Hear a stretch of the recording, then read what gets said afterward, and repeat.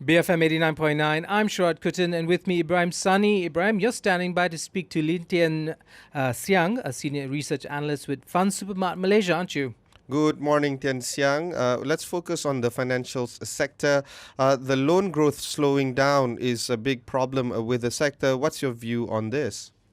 Yeah, I think if you're looking at the loan growth, right, actually if you look at the past 2 years, they've been growing at around 11 to 13%. But right now, if you're looking at the loan growth, it's growing at around 7 to 9%. And we are expecting that going forward, it might still be growing gradually, but we are expecting it to moderate to the high single digit. So it'll be actually growing at around 7 to 9% going forward. Is there any correlation with the applications level and as well as the approval rate level, and what does it say about consumer debt? Yeah, if you look at the loan growth, you drill down to the numbers, right, then definitely there's two sides of the story. You can actually look at the demand side as well as the supply side. So right now, if you're looking at the application rate, it's actually for the past 2 years, it's averaged down to almost 5% growth. So this is actually quite sluggish as compared to the time where we are having some property boom.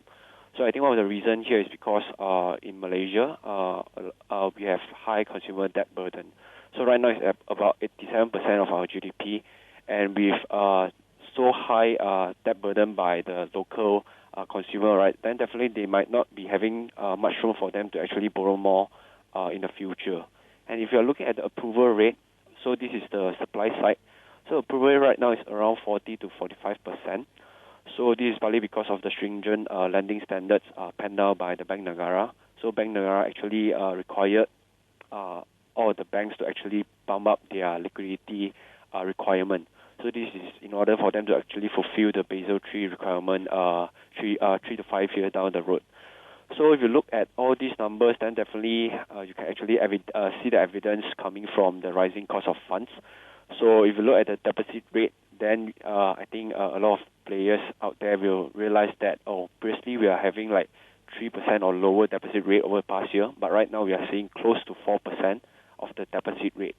So for them, it's a rising cost, and this is also part of the reason why we are seeing a lesser approval rate at this juncture.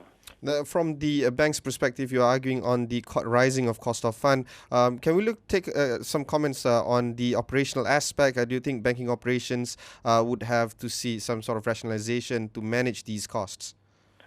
Yeah, actually, I think that going forward, there might be some banks that will also go through the voluntary separation scheme, or they might be going through cost-cutting measures. If you look at past few months, you'll see that you realize that a lot of banks have actually engaged in the VSS scheme. So this is actually to make their operation more lean as well as efficient going forward. So this will be able to make them sustainable going forward. So I think that is a short-term pain for them. So for all those, they are taking a lot of all those cost-cutting measures. It's actually a one-off expenses. So if you're looking at their earnings, then definitely they might be hit if they are engaging in this kind of scheme. But going forward, I'm sure that with the cost-cutting event, then they will be more leaner going forward. So Do you think that some banks would have extra advantage with operations in the regional perspective? What is your view on their profits going forward? Yeah, if you're talking about banks with operations overseas, right, then definitely it boils down to what country that they have exposure to. Because if you're looking at those banks that have exposures in countries like Thailand and Indonesia, then definitely they might be impacted more harsh as compared to those that have more local exposure. Because if you are looking at the Thailand non-performing loan ratio, they are actually standing at 2.55% as of end January 2016. So for those that have exposure to Thailand, then definitely they are expected to allocate more provisions for bad debts. Then ultimately this will actually weigh on their profit. Let's shift our focus to the plantation sector. We saw the comment on IOI being suspended with their RSPO certification. How does this weigh on that sector? Actually, if you're talking about the entire sectors, I think that the plantation sector as a whole, we are actually having a neutral view on it with a slight negative bias. But overall, if you're talking about the plantation outlook, we are actually not quite optimistic because of the disruption in terms of the foreign labor freeze, as well as the increase in operation costs arising from the minimum wage scheme. Let's talk a little bit about the pricing of the commodities. Do you think there's a spread created between, say, soybean and also CPOs? Yeah, I think for the CPO, the crude palm oil, right? I think one of the issue for them is the substitute problem. Because right now CPO is actually trending higher as compared to past months. And if you're looking at the spread between the soybean oil as well as the CPO prices, right, the spread have actually narrowed down quite a fair bit. I think if you compare to their 10-year average, their 10-year average is actually at $150 per metric ton. But right now, they're actually only trading at a difference of $80 per metric ton.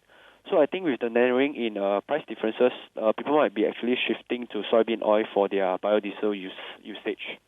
Now, with the plantation companies managing increased operations costs, do you think that production yield will now see a factor as well? Yeah, I think aside from the operational cost, another factor might be the weather effect, actually the El Nino weather effect. So with the El Nino happening right now, which is said to be one of the strongest over the past history, we are actually suspecting some lack of supply in the market. So this will cause a shortfall in the production. As a matter of fact, if you look at the inventory level, right, they actually fell from 2.6 million ton to 2.2 million ton this year alone. So I think for production wise, then definitely we'll see some dampen effect on the production output. But on the other side of the story, this will actually help to support the CPO price, although we are expecting that this will actually be a short-term effect. Now, we know that the ringgit is strengthening to 3.96 to 3.97, but it's still higher than what we were used to at 3.3, 3.4. Do you think this will make input cost a little bit higher for plantation companies to bear? Yeah, actually, if you're looking at the ringgit, previously we are seeing the ringgit trading at 4.2. Right now, it has strengthened quite a fair bit to 3.96, like you said just now. So I think for the plantation side, actually they have actually imported a lot of fertilizer as well as pesticide for their plantations on the ground. So with the weakening of ringgit and with ringgit expecting to be weak for a while, we do expect that this will actually take a toll on their operational costs. So this means that there will be higher input costs for them in terms of fertilizer usage as well as all those pesticides that they'll be using for their plantations. Let's take a look into the notion of tax exports. Do you think tax exports will weigh heavily on prices? I don't think so, but I do think that this is one of the factors that actually will be, hindering the rise in terms of the CPO prices that all those plantation companies are going to benefit from. Because if you are looking at plantation companies, yes, with the rise in CPO prices, they might be beneficial because they will be having a higher revenue from the rise in terms of the CPO prices. But on the other side of the story, if you are exporting your CPO to other nations, right, then if you are selling at the CPO prices, which are trading at 2,670 as of yesterday, then at this kind of CPO price range, then you will be taxed at 5.5%. So this might actually kind of offset the price that you will get when you're actually exporting to other nations. Rolling back to the earlier statement of foreign levy increases, do you think that plantation companies will try to negotiate the change with the government? I don't think so, because right now, previously you are saying that foreign levy costs for the plantation sector, it will be a significant increase, right? But after some negotiation, I think right now they have decided that there will be only a minimal, a very tepid increase in terms of the levy cost. So for plantation sectors, before this, the levy cost is around 590, and right now after the adjustment, it actually increased by just 50 ringgit. It's close to 640 ringgit right now, and it's only applicable to the West Malaysia side. So I think with an increase of 50 ringgit in terms of levy cost, this might not be having a very significant negative impact for the plantation sector. So I think for plantation sector, the issue here is mainly on the foreign labor fees.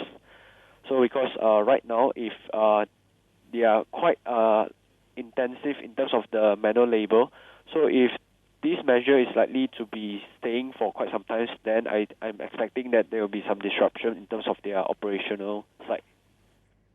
That was Lee Tian Siang, Senior Research Analyst at Fund Supermart Malaysia.